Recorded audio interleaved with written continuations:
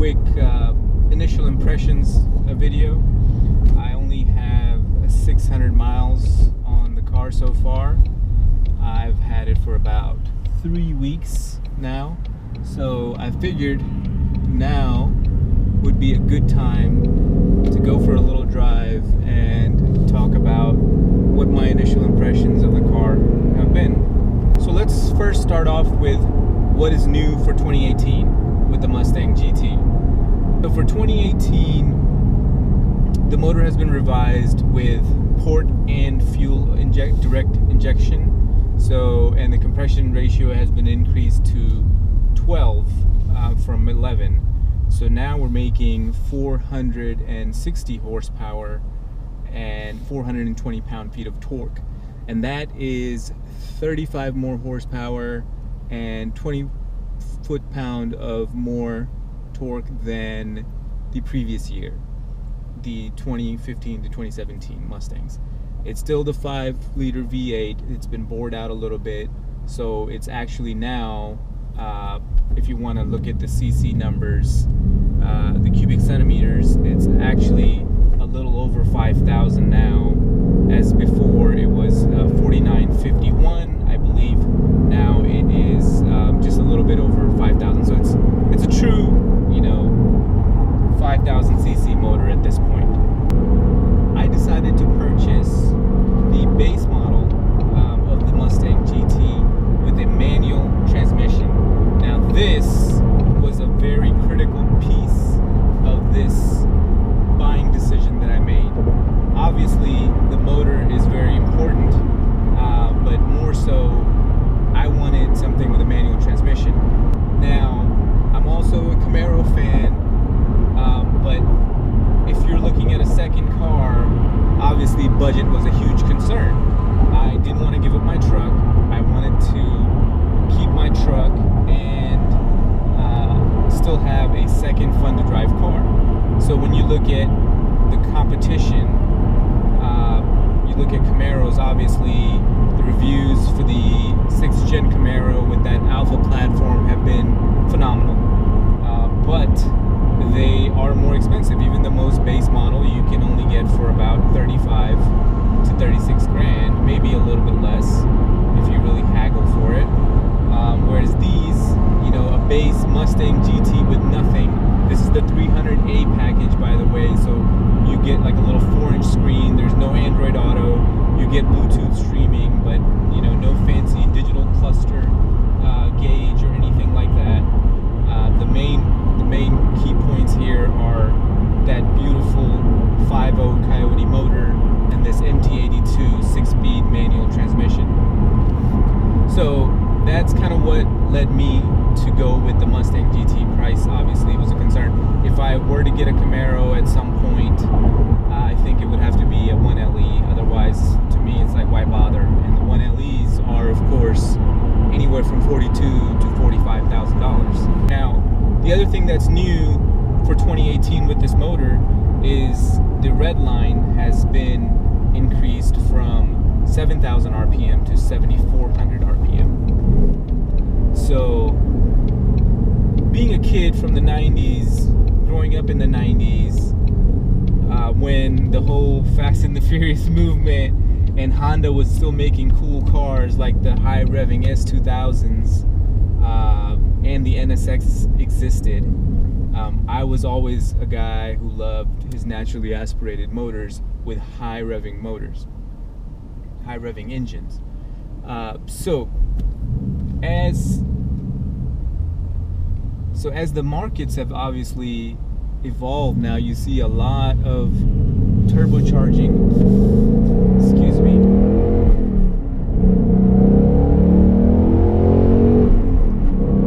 So this is what's fun about this car, obviously.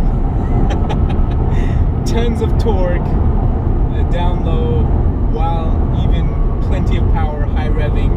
I'm still in the braking period, so I'm not even fully revving this out right now.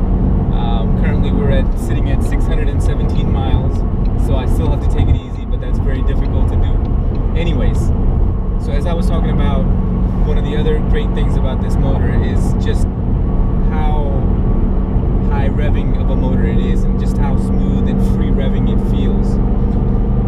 And that's kind of why I like naturally aspirated motors. I'm a fan of that linear power delivery as opposed to the more, you know, peaky power that you get from turbocharged cars. So impressions of this transmission have been good so far. I think it's relatively easy to drive. The clutch is, I think it's kind of in between. I don't think you can say it's firm. It's probably on the lighter side. It's not as light as, let's say, you know, some of the newer Honda Civics. I have driven a new Civic Si. I mean, those have gotten like really light. I think obviously those are, you know, they want to make the clutches light for city driving, more stop and go, rush hour kind of driving. So this isn't as light as that. It still gives you enough feel, but the engagement of it, I'm not a huge fan. It's kind of a late engagement, and you have to kind of like give it some time to kind of get used to it. It's not going to be, you can't classify this manual transmission as one of those where it's like, oh, any newbie person who's new to manual transmissions will do great with it. I don't think that you can say that about this manual transmission as far as the clutch uptake goes. Now, as far as the shifter is concerned, this is the MT82 transmission. That's the code name for it. The shifter feels great. I think the shifter has really tight, positive feel, positive engagement into gears. You can confidently feel, you know, as you're rowing the gears, as to which gear you're in.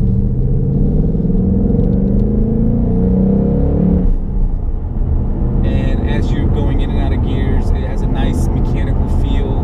It doesn't feel as rubbery or as notchy as the one that in my BMW felt.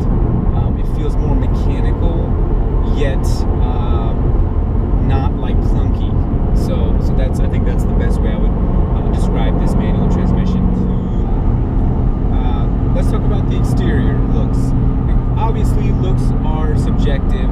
I think at first, when the 2018 models were revealed, I was a little bit, I was like, oh, I'm still a fan of the 2015 to 2017 Mustangs, the S550. I mean, obviously this is still S550, but this refresh that they did for 2018, mostly for the front end, I wasn't crazy about, but I think it's grown on me now over time, and I can't specifically say that I like it better just yet over the 17, but I think it still looks great. I do like the fact that the hood kind of swoops down now, so from a driver visibility standpoint, this is definitely better, because I have driven the 2016 EcoBoost at an auto show, and I did notice that, you know, you see a lot of the hood as you're driving.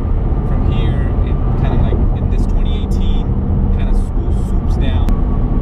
As far as the rest of the car, this is classic Mustang. Like, this is a car that's just it's such an iconic design, and I think Ford has just done a phenomenal job of keeping that retro look but still making it look modern from, you know, from the redesign that they did starting with 2015 and even prior to those. I think those redesigns have been great.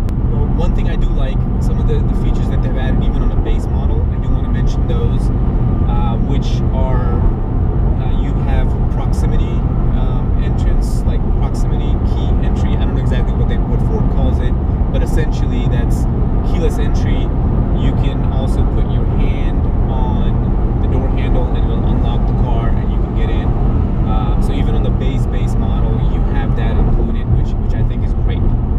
One of the other things that this base model includes that I'm a fan of is LED lights. Now that's standard to LED lights, headlights, taillights, fog lights. So like all those are LED, and I think they look really good at night, especially.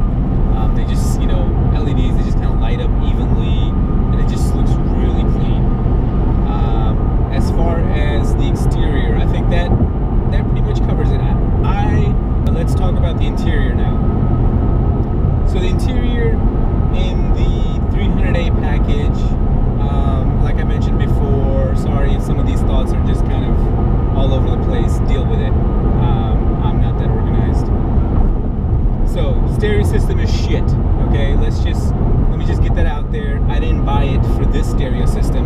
I bought it for the stereo system that's under the hood.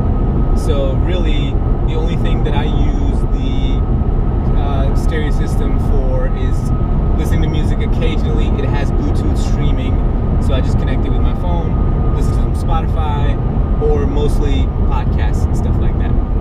That's really what it's for. It's not. You're not gonna get that. You're gonna have to upgrade to the 300 or 301A package to get the 8-inch screen with Android Auto and CarPlay. That would have been really nice. I would have liked to have had that, but I'm not paying another $4,000 for that. If this was gonna be my daily driver, certainly I would have, paid extra for that.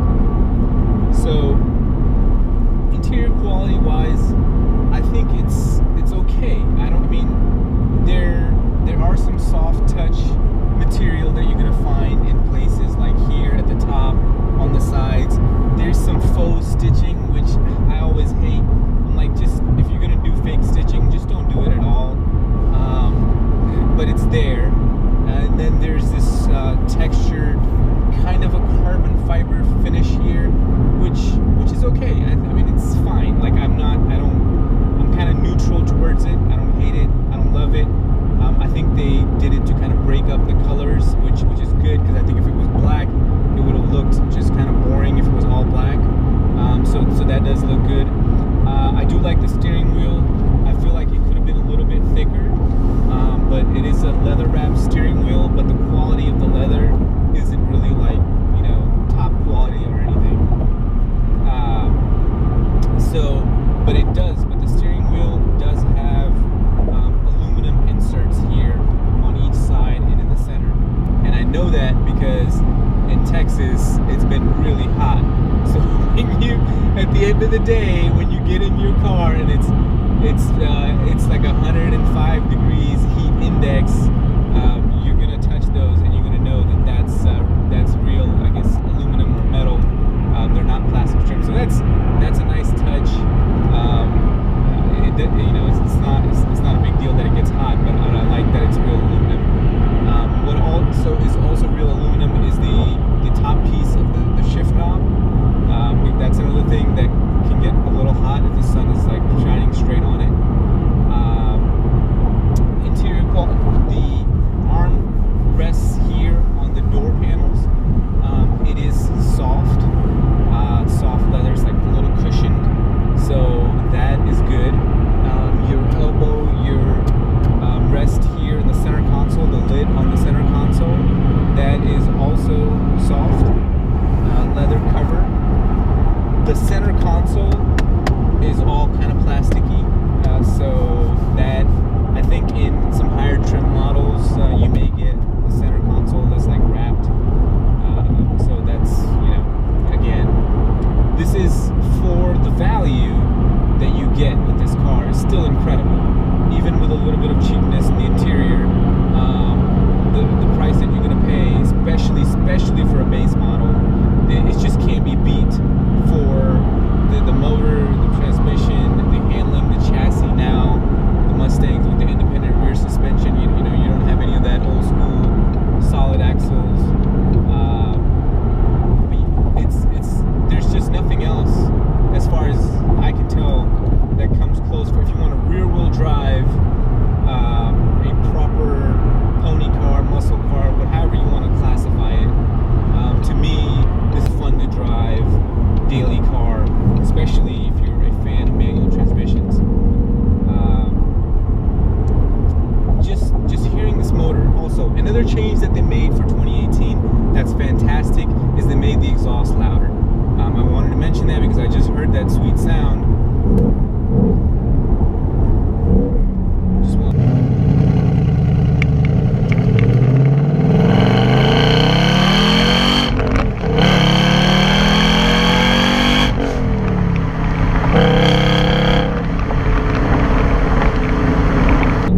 Just wanted you to kind of hear that a little bit. Some people complain for the 2015 to 2017 that unless you got the active exhaust with the different modes, the stock exhaust was kind of quiet. But I think the stock exhaust now, for my taste,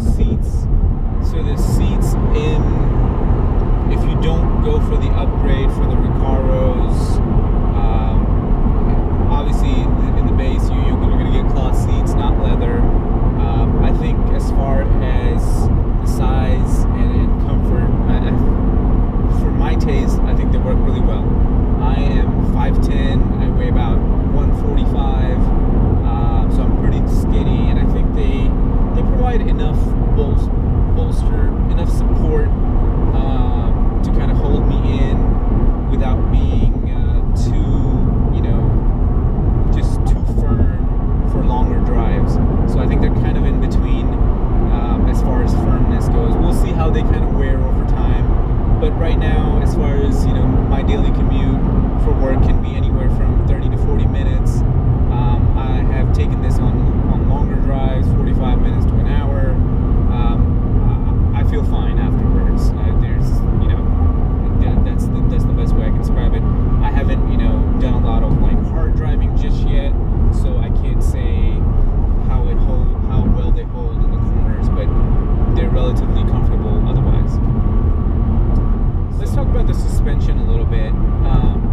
One change that I did make from the stock base Mustang is this came with 18-inch rims with 235/55 tires. They were Pirelli P0s, and the rims were just not that great looking. So that was the very first mod that I did, was finding a guy here locally who was selling his performance package wheels, which are 275/45 in the rear and 40. So it's 275/40 in the rear, 19-inch rims, and 255/40 also 19-inch rims in the front. So that's the first mod that I did. I went and bought those and put these on. Now this car feels like these are the wheels and tires that it should have came with. I was a little bit concerned. I was like, oh, I don't know if it's gonna make the ride too much firmer, going from 18 to 19, but there is no difference. This is still the stock suspension. This isn't the performance package suspension. This isn't the Magna Ride, obviously, in the base.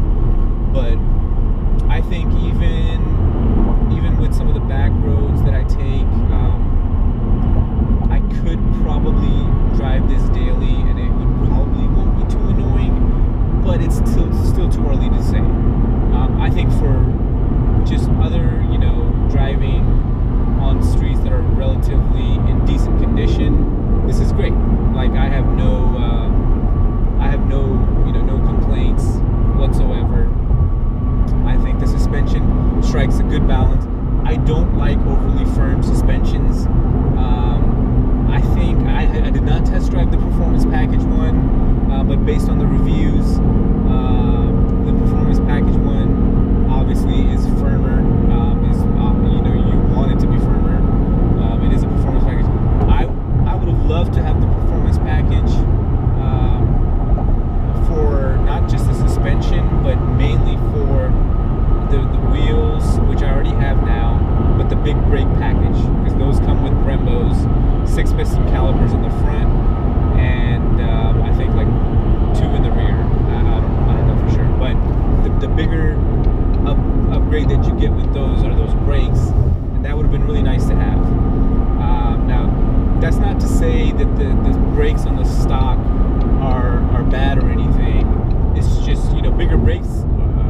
Of course, why would you say no to bigger brakes? Bigger brakes are always good, even if you're not tracking it. There's less fade and there's just better stopping power all around. So these, again, for daily driving, fun-spirited daily driving, the brakes feel adequate.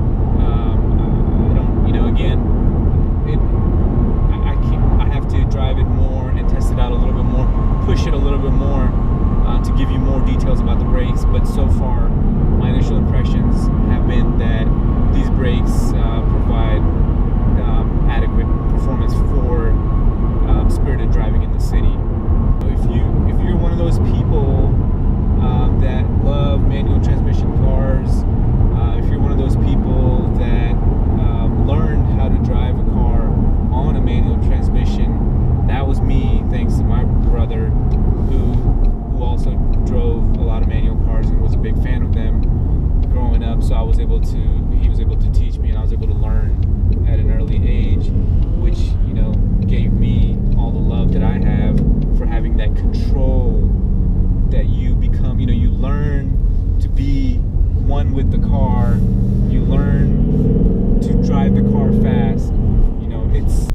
this for me was all about driving enjoyment. This was for me to come back to a manual transmission, even if you have to deal with traffic. But since this is my secondary car, when the traffic annoys me, when the shifting annoys me, I just hop into my truck, which is just, you know, super comfortable. I got heated seats, cooled seats in the truck.